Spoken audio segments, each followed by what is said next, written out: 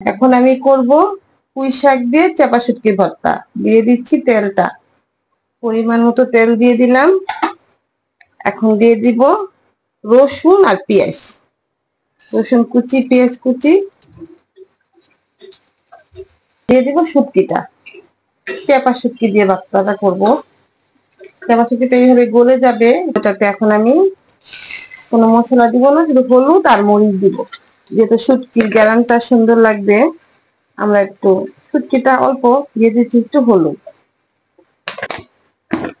এখানে আদা না খেলেই হয়। দিয়ে দিচ্ছি মরিচটা, যেহেতু ভর্তা তাই একটু ঝালটা বেশি লাগবে।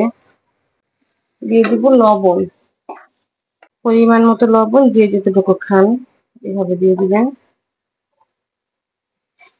এখন আমি শাকটাও দিয়ে দিব। এটা হলো পুঁই শাক শাক, পুঁই শাক শাকের শুধু পাতাটা, এটা দিয়ে খাবেন, অনেক ভালো লাগবে। পুঁই শাকটা নরম শাক তো, একদম গলে যাবে পেঁয়াজের মতো, অল্প একটু হয়ে যাবে। এটা দিয়ে আমি একদম সুন্দর একদম ভুনা ভুনা করে ফেলবো এটাকে, অনেক ভালো লাগবে খেতে। এই যে আমার শুটকি পাতাটা হয়ে গেছে, এটা আপনারা এইভাবে করে করবেন, একদম মশলার মতো করে কষাবেন, তাহলে জিনিসটা খেতে ভালো লাগবে। যেহেতু শুটকি ভর্তা এটা পুঁই শাকের পাতা দিয়ে, এইভাবে করে আশা করি ব্যাচেলর ভাই বোন যে যেখানে আছেন সবাই খেতে পারবেন। পাতার জন্য আপনি চিন্তা করতে হবে না যে পাতা নাই, শুটকির ভর্তা কিভাবে খাবো। এইভাবে করে সব হলুদ মরিচ পেঁয়াজ একটু রসুন কুচি দিয়ে বানানো যায়, এটা সহজ একদম। এইভাবে করে একদম তেল উঠে গেছে কি সুন্দর। এই যে আমার ভর্তাটা হয়ে গেল।